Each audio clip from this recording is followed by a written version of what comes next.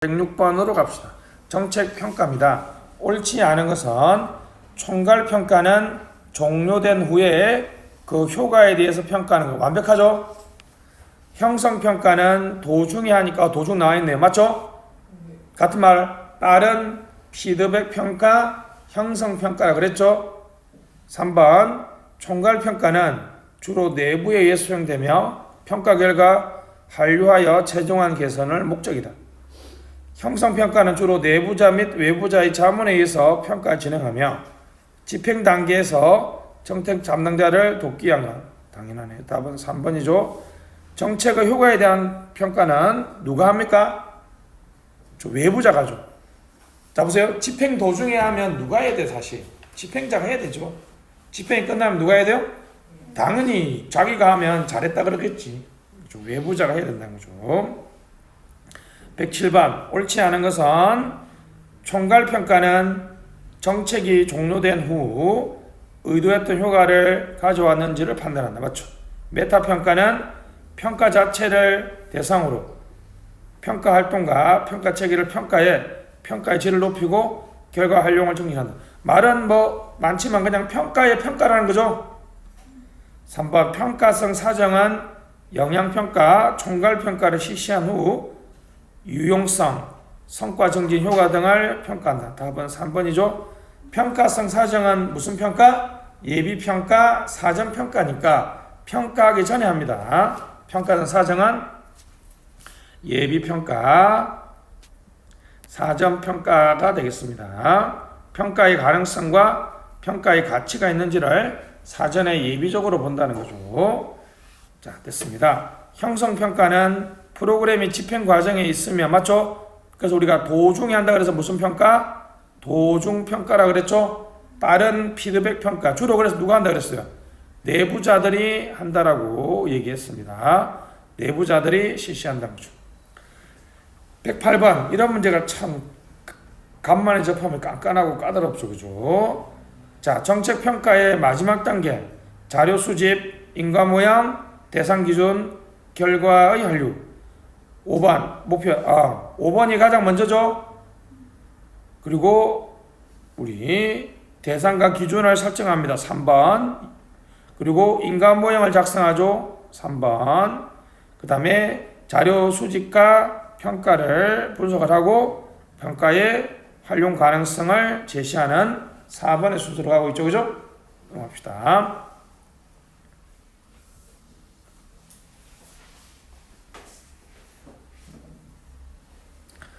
자, 109번 넘어가고 110번 봅시다. 논리 모형. 논리 모형. 요거는 좀 국어에 나와서 깜짝 놀랐어요. 그죠? 좀 어려운데 그죠? 놓을 수 있으면 다시. 논리 모형은 논리적 인과 구조를 설정하기 때문에 과정평가입니까? 총괄평가입니까? 과정평가라고 얘기했죠? 1번 정책 프로그램이 특정 성과를 산출하기 위해 어떠한 논리적 인과구조를 가졌는지를 명시적으로 보여준다. 완벽한 설명이죠. 그죠? 프로그램이 해결하려는 정책 문제, 정책의 결과물이 무엇인지를 명확히 해주기 때문에 정책 형성 과정의 인과관계에 대한 가정의 오류와 정책 집행의 실패를 구분할 수 있도록 한다. 그렇죠? 이거 아주 중요한 문제죠. 그러니까 처음에 의도했던 거와 실제로 집행 과정에서의 차이를 정확하게 보여주는 거 맞습니다. 과정평가죠. 정책에 달성하고자 하는 장기 목표와 단기 목표를 잘 달성했는지 초점을 준다. 이거 딱 봐도 뭡니까? 목표의 달성 여부를 가지는 것은 과정평가가 아니고 뭡니까? 목표 모형이죠. 목표 모형. 4번 그래서 분석 정리 이해관계자들의 프로그램에 대한 이해를 높인다. 프로그램에 대한 이해를 높인다라고 되어 있습니다. 됐고요. 자, 드디어 이제 타당성이 나왔죠. 111번 5문제가 상당히 좋습니다. 옳지 않은 것은 청렴은 이론적 구성 요소, 즉 추상 개념이죠. 그죠? 그래서 이것은 무슨 타당성? 구성 개념 타당성이죠. 그죠? 구성 개념 타당성. 됐죠? 이런 얘기예요. 지금 잡으세요. 전자민원을 하면 청렴해진다라고 우리가 정책평가 하려면 청렴해진다는 것을 뭘로 해줘야 돼요? 조작적 정의를 해줘야 되겠죠. 그 과정을 우리가 구성타당도라고 그러고, 까마귀 날자 배 떨어진다는 속담은 우연에 의해서 배가 떨어졌는데 사람들은 뭐죠? 까마귀가 날자, 까마귀가 독립변수고 배 떨어진 자가 종속변수, 인과관계에 대한 혼란이 있는 거죠. 됐습니다. 이 경우에는 내적 타당성이 되겠고요. 서울시를 대상으로 시범 실시하여 효과적으로 나타난 사업을 전국적으로 대상으로 했을 때 효과적, 이거는 서울시 바깥에 하니까 무슨 타당성? 외적 타당성이죠. 4번 정책의 대상 집단과 내용 등이 동질적이나 시기를 달리한다. 한마디로 하면 무슨 측정? 반복 측정이죠. 반복 측정했다는 말은 신뢰성의 문제죠. 반복 측정에서 결과값이 비슷한 것은 바로 신뢰성의 문제가 되겠습니다. 반복 측정에서의 결과값은 신뢰성이죠. 됐습니다. 상당히 111번 문제가 좋죠. 112번 문제입니다. 112번 문제. 정책평가 방법에 관련돼서 옳은 것은 됐습니다. 정책평가의 신뢰성이 높으면 여러분들이 신뢰성이 높다고 타당성이 높다라고 얘기할 수 없다라고 제가 누차 말했죠. 그죠? 타당성이 높지만 신뢰성이 낮은 경우가 있을 수 있다라고 얘기했습니다. 자, 맥락평가, 투입평가, 과정평가, 산출평가로 구성된 CIPP 모양은 사전 형성평가와 사후 청괄평가에 적용될 수 있다고 되어 있습니다. 3번 진실험 설계에 의한 정책 영향 평가 과정에서 연구 대상의 무작위 배정은 실험 집단과 통지 집단의 동질성을 확보함으로써 내적 타당도를 높일 수 있습니다. 이거는 뭐 딱 봐도 답이죠. 4번 외적 타당성이 높은 정책 평가는 허위 교란 변수를 통제함으로써 어떤 효과와 정책과 효과 사이에 실제 높은 인과관계 수준을 존재함을 입증하는 것을 말합니다. 외적 타당성은 지금 인과관계는 무슨 타당성이에요? 내적 타당성을 말하죠. 됐습니다. 그래서 4번도 틀렸고요. 1번도 틀렸습니다. CIPP 모형은 여러분들이 해설에 한번 읽어보시면 되겠고, 이런 거 모르는 거 나왔을 때 여러분 다른 거 확실한 게 있으면 그냥 고르고 넘어가는 그런 과감한 용기가 필요합니다. 113번 이게 상당히 재밌는 문제죠. 옳지 않은 겁니다. 선행변수, 선행변수는 독립변수에 선행하여 작용함으로써 독립변수에 영향을 미친다. 맞죠? 독립변수와 종속변수 중간에 있으면 무슨 변수가 돼요? 매개변수가 된다고죠. 매개변수. 2번 왜곡변수는 독립변수와 종속변수 상관관계가 있는데도 없는 것처럼 그래서 결과를 왜곡시키죠. 맞죠? 있는데도 없는 걸로 만든다. 있는데도 없는, 이게 억제 변수죠. 그죠? 됐습니다. 죄송합니다. 허위 변수는 독립 변수와 종속 변수 간에 전혀 관계가 없음에도 불구하고 마치 있는 것처럼, 맞죠? 사기, 가짜, 허위죠. 혼란 변수는 4번 독립 변수와 종속 변수 간에 상관관계가 있는데도 과대 과소, 맞죠? 왜곡 변수는 방향 한번 써보세요. 반대. 왜곡 변수는 뭐라고요? 방향을 반대로 바꿔놓는 것을 말이죠. 방향을 반대로 바꿔놓는 것을 말합니다. 방향을 반대로 하는 것은 왜곡. 자, 있는데도 없게 만드는 것은 억제하는 거죠. 무슨 변수? 억제 변수가 되겠습니다. 자, 114번은 너무 쉬운 거니까 넘어가시고,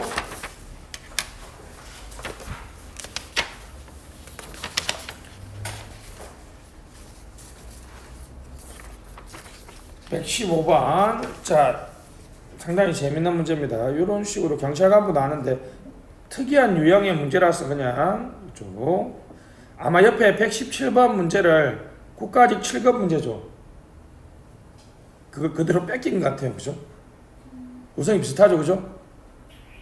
자, 갑시다. 역사 115번입니다. 역사, 회기, 인공, 다수 처리. 일단은 보기 3에 가보면 나는 내적 타당성이죠. 맞죠? 아니 위에 보기 1에 가나다에 그죠? 자, 여러분 대다수 호방 크림 측정 조작할 때 그 다가 뭐예요? 다수 처리니까 동그라미 다는 외적 타당성의 문제죠. 다시 보기 2에 갑시다. 자, 가는 뭡니까? 실험 기간에 일어난 역사적 사건이니까 이거 여러분들 이거 이 문제 풀 때 가나다를 앞에 그냥 동그라미 가를 빨리 써버리세요. 맞죠? 그죠? 2번 나 연구 중 집단의 이탈 등 구성의 변화. 이거는 아무것도 아니죠. 3번 극단적 측정치입니다. 그럼 딱 나왔네요. 다는 뭐예요? 앞에 동그라미 나를 써야 되죠. 그죠? 라는 동질성이 있으나 사회적 대표성이 없어 일반화가 곤란한 이런 뭐 아무 의미 없는 뭐죠? 외적 타당성의 문제고 됐습니다. 다음에 반복된 실험 조작. 다수 처리죠. 그래서 앞에 뭘 써야 돼요? 다를 쓰면 되죠. 그래서 이렇게 맞춰보면 답은 4번이 3번이 되겠습니다. 한번 찾아보시면 되겠고. 자, 116번 봅시다. 116번은 쉬우니까 116번 한번 읽어봅시다. 작년에 나왔죠. 국가직 7급. 옳지 않은 것 1번 역사 요인은 외부 환경에서 발생하여 사전 및 사후 측정값이 달라지는 어떤 사건. 2번 성숙 효과는 실험 대상이 사전 측정 내용에 친숙하게 되어 사후 측정값이 달라진다.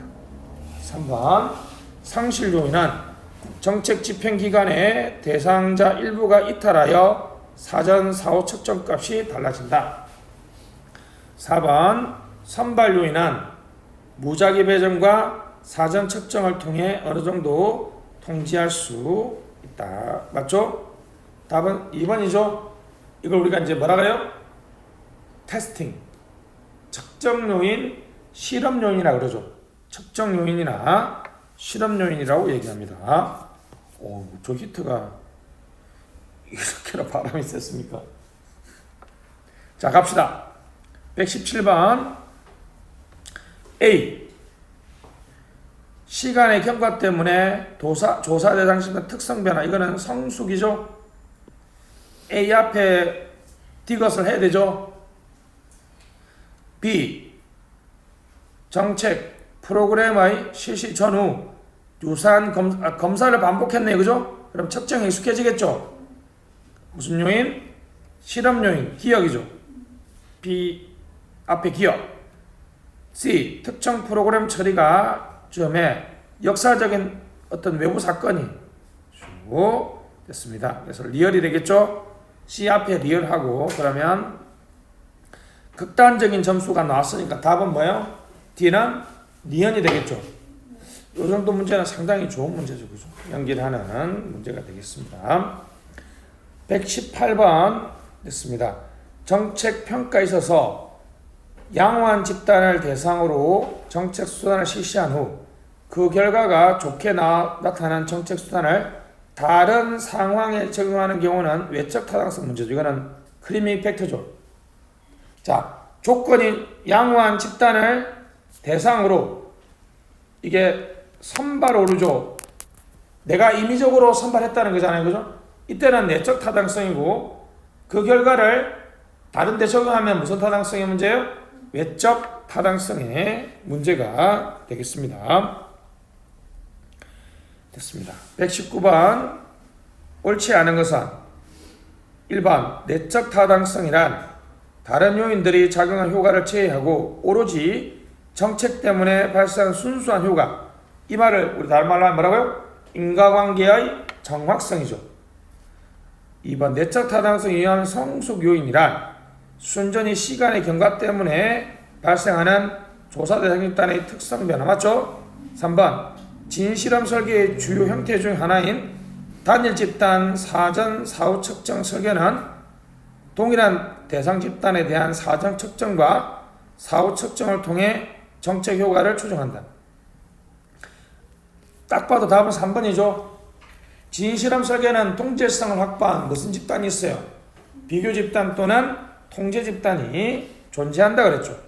4번 결과 변수에 영향을 미친다고 생각되는 제3의 변수들을 식별하여 통계 분석을 포함한 후 정책 효과를 수행하는 것은 비실험 설계 맞죠? 통계 분석은 여러분 지금 통제 집단이나 비교 집단이 없다는 거죠. 비실험 설계입니다. 통계 집단은 통계 분석은 뭐라고요? 비실험 설계, 비실험 설계.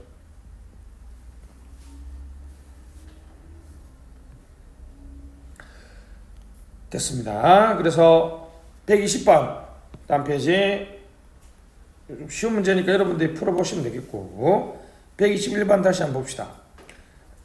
자, 보기 2 됐죠? 통제 집단의 구성원이 실험 집단의 구성원과 접촉하여 그 행동을 모방하는 거죠. 됐습니다. 나 실험이 진행되는 동안 자 극단적 경향이란 단어가 나오면 나에는 앞에 동그라미 가를 써야 되죠. 극단치는 항상 뭘로 돌아간다? 일반적인 수치로 돌아간다. 회귀인공. 다 효과가 크게 나타날 의도 이거는 효과가 크게 나타날 그렇죠. 크리밍 이펙트인 거 바로 아시겠죠? 네. 그렇죠. 라 실험 전 측정과 피조사자의 실험 조작이 상호작용하여 나타나는 문제죠. 됐습니다. 이거는 측정과 조작의 상호작용이죠. 자, 여러분 자 외적 타당성 위험 요인 뭐라고요? 대, 다수, 호, 반, 크림, 측정, 조작이죠. 측정과 조작의 상호작용. 라는 뭐라고요? 측정과 조작의 상호작용이죠. 그러니까 보기 2의 가가 다죠. 동그라미 다. 오염이죠. 됐습니다. 그래서 내적 타당도 위험 요인은 우리가 예적 타당도 위험 요인은 오염 효과도 다죠. 해석을 해보면 답은 3번이 나올 겁니다. 한번 보시면 되겠고 이런 문제는 들어갈 때 무조건 맞춰줘야 돼요. 시간을 많이 잡아먹기 때문에 여러분이 틀리면 절대 안 됩니다. 됐습니다. 122번 정책 평가의 내적 외적 타당도에 대한 설명이 있습니다. 옳은 것은이네요. 됐습니다. 역사, 성숙, 회귀는 내적 타당도 위험 요인이죠. 2번 준실험이 갖는 약점은 주로 외적 타당도보다는 내적 타당도다. 3번 실험 대상자들이 실험의 대상으로 관찰되고 있다는 사실을 하면 이건 무슨 효과? 호손 이펙트는 외적이에요? 내적이에요? 외적 타당도죠. 이 문제 좋죠. 4번 정책 집행과 정책 효과 사이 인과관계를 정확하게 파악할 수 없다는 인과관계는 뭡니까? 내적 타당도죠. 그래서 답은 2번이죠. 2번 됐습니다. 준실험 설계에서 외적 맞죠? 내적 타당도 왜요? 왜? 답이 뭐죠? 뭘 확보하지 못하기 때문에 동질성을 확보하지 못하기 때문에 그렇습니다. 동질성을 확보하지 못하기 때문에 그렇다는 거죠. 123번 옳지 않은 것끼리 짝지어진 것. 진실험이 준실험보다 내적 타당성 면에서 우수하나 준실험이 실행 가능성 면에서는 진실험보다 우수하죠. 이건 완벽하게 맞죠? 진실험의 주요 형태 중 단일 집단 사전 사후 측정. 일단 나는 아니네요. 아까 봤던 지문 그대로죠. 준실험에서 외적 타당도의 문제 가운데 가장 전형적인 것이 크리밍 이펙트다. 이거는 맞을 수도 있고 틀릴 수도 있어요. 그죠? 왜냐하면 크리미 팩터는 외적 타당도와 내적 타당도 모두에게 문제가 된다 그랬죠? 라 봅시다. 준 실험은 자연과학 실험과 같이 격리시킴으로써 호손 이펙트 틀렸죠? 됐습니다. 호손 이펙트는 철저한 격리, 이른바 실험실 실험입니다. 실험실 실험이기 때문에 진실험. 호손 이펙트는요, 무슨 실험에서 나타난다고요? 진실험에서 나타나는 대표적인 외적 타당도 위험 요인이 되겠습니다. 됐습니다. 124번 자연 실험에 대한 설명으로 옳지 않은 것은 자연 실험은 준실험이 아닌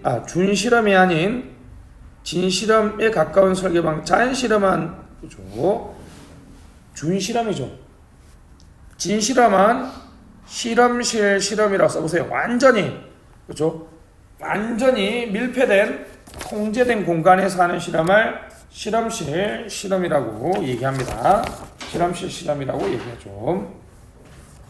됐습니다. 2번 자연 실험에서는 실험에 비해 사회 실험에 비해 비용 문제나 윤리적 문제 때문에 어려움을 겪을 가능성이 적다. 뭐 이런 거 있잖아요. 뭐 신약을 주고 안 주고 이런 식의 문제 있죠. 이런 것들을 겪을 가능성이 적습니다. 자연 실험에서는 실험 여건으로 자연적인 충격뿐만 아니라 급격한 정책이나 제도 변화에서도 형성됩니다. 독립 변수와 종속 변수가 서로 영향을 주고받는 동시적 관계에 있을 때 이를 통제하기 위한 수단으로 자연 실험을 이용할 수도 있다는 것이죠. 됐습니다. 자, 이 질문을 기억 좀 해주시면 되겠고요. 넘어갑시다.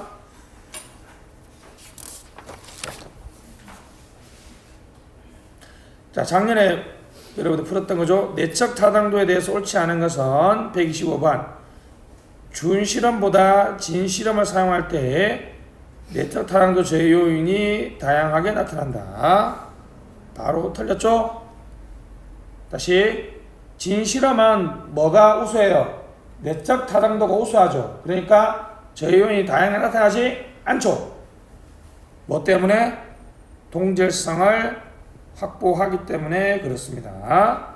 2번 정책의 집행과 효과 사이에 존재하는 인과관계의 추론이 가능한 평가가 내적 타당성의 평가. 인과관계 추론이니까 내적 타당도 맞죠? 2번 허위 변수나 혼란 변수를 배제할 수 있다면 허위 변수, 혼란 변수는 내적 타당도의 문제 맞죠? 선발, 상실, 무작위 배정으로 사전 측정이 필요 맞죠? 됐습니다. 126번 진실험 적절하지 않은 것은 무작위 배정에 의한 인위적 통제된 실험, 실험 집단과 통제 집단이 동질성 확보, 인위적 요소가 많지 않아 외적 타당성과 실험의 실현 가능성이 상당히 낮다 그랬죠?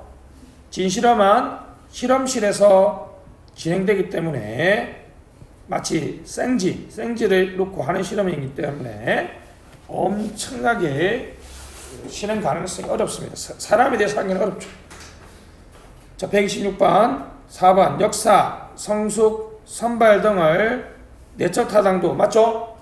줄어드는 높은 편이다. 맞습니다. 진실험은 뭐가 우수하다 그랬어요? 내적 타당도가 우수하기 때문에 이 말과 같은 말이 자 여러분 가시죠? 내적 타당도 위험 요인을 싹 다 제거할 수 있다는 얘기죠. 이해하셨죠? 대다수 호방 크림 측정 조작을 싹 다 제거할 수 있습니다. 127번 옳지 않은 것 1번 준실험 설계는 실험 집단과 통제 집단의 동질성이 확보되어야 된다. 이건 답은 너무 쉽죠? 1번인데 2번 내적 타당성 정책 집행 이후의 변화가 오직 해당 정책이 기인한 것인지 맞죠? 3번 외적 타당성은 일반화 가능성 맞네요.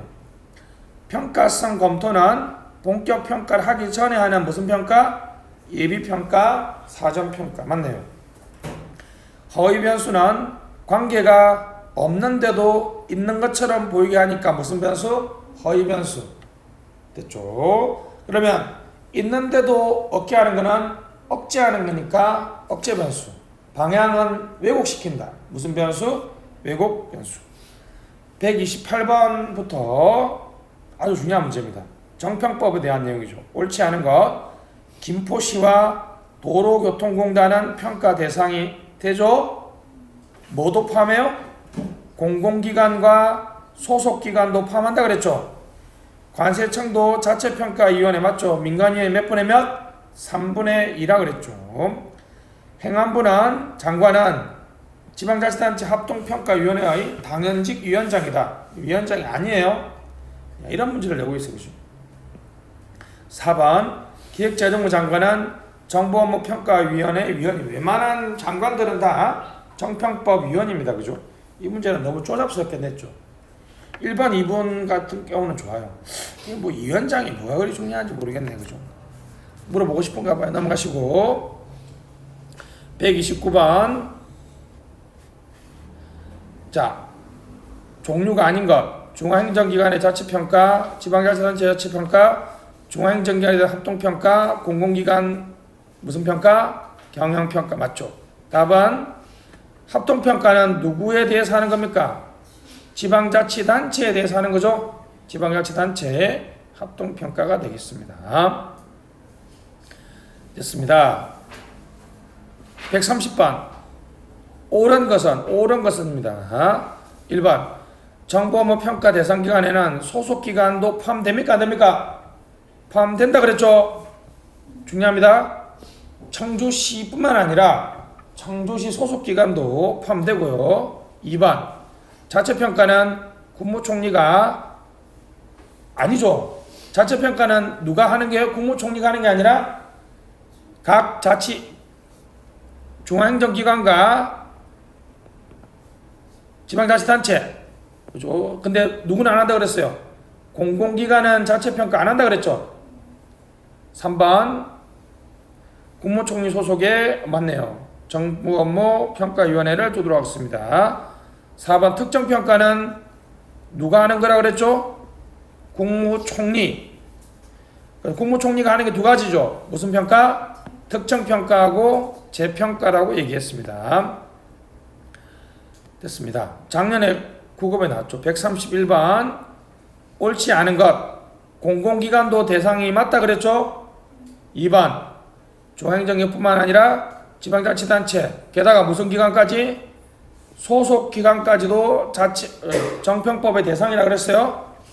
재평가는 이미 실시된 평가의 결과 방법 절차에 관해서 실시기관 이해해서 다시 평가하는 거다.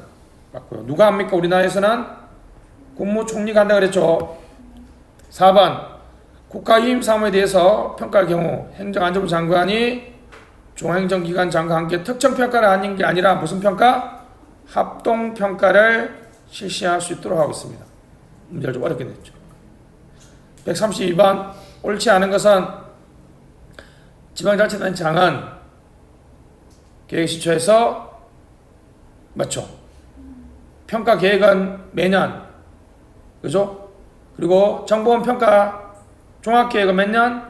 3년마다 하는 거고 2번 국무총리는 2회 이상의 특정평가 맞죠? 특정평가를 실시할 수 있습니다. 3번 맞죠? 소속기관도 된다 그랬죠?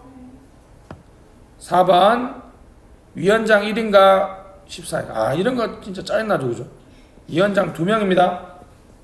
이건 이제 이유가 있습니다. 옛날에 국무총리 밑으로 이제 정부업무평가법 만들어지기 전에는 민간위원장이 위원장이었거든요. 그래서 이제 정평법 기본법이 만들어지면서 국무총리를 위원장을 하니까 너무 관주도다라는 비판을 받으면서 민간위원장을 하면 같이 넣어서 지금 2명입니다. 의미가 있어요, 사실. 자, 128번부터 133번까지, 특히 133번까지 잘 좀 기억을 해주시면 좋겠습니다. 133번 보시죠. 규제 양안 분석. 행정규제 기본법에 있는 거 알고 있죠? 신설 강화, 규제를 받는 집단과 국민이 부담할 비용과 편익을 비교 분석한다. 지방공기업 경영평가. 지방공기업에 근거를 두고 있으며 원칙적으로 지방자치단이 실시하되 행정안전부 장관. 반대입니다. 행정안전부 장관이 실시하되 자치단체장에게 위임할 수 있어요. 됐습니다. 정보원평가. 국무총리는 자체평가 계획에서 필요시 재평가를 실시할 수 있다. 맞죠? 기업 이것이 맞네요. 환경영향평가. 2003년 환경영향평가법이 처음 근거되어 있다. 해설에 보시면 나와있죠. 2003년이 아니라 이런 걸 내면 너무하지 않습니까? 그죠? 그렇습니다. 2001년, 그것도 2년밖에 차이 안 나. 너무 짜증나지 않습니까? 그죠? 털리라고 내는 것 같긴 한데.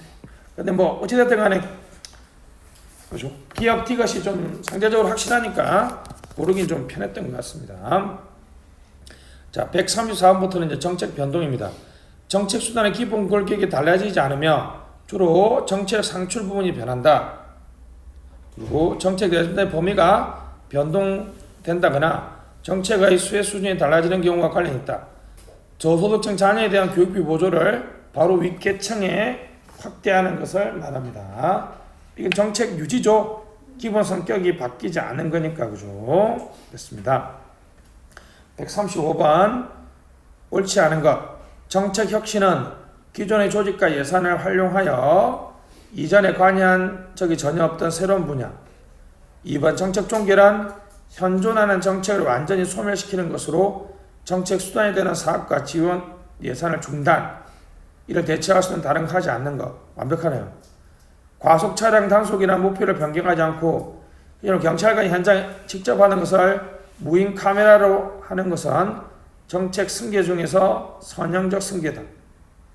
4번 정책 유지는 현재 정책을 기본 성격으로 유지하면서 부분적인 변화. 맞네요. 좀 어렵죠, 지문이. 답은 1번이죠. 기존의 조직과 예산을 활용한 것이 아니죠. 정책 혁신은 무에서 유를 하는 거니까 기존의 조직과 예산이 없죠. 그죠? 좀 깐깐하게 봐줘야 되겠습니다. 136번 정책 승계 가장 옳지 않은 것은 됐습니다. 선형 승계 새로운 정책이 과거 정책을 대체 양자의 관계가 명확하게 나타나는 가장 단순한 형태의 정책 승계를 말합니다. 부분 종결. 하나의 정책이 다수의 새로운 정책으로 분할되는. 이건 뭐 답은 딱 봐도 단어의 의미만 봐도 아니잖아요. 종결된다는 느낌이 없죠. 됐습니다. 정책 통합. 같은 분야의 정책이 합쳐짐으로써 새로운 정책이 나타나는 것. 이런 건 정책 분할이나 이렇게 생각한다, 여러분.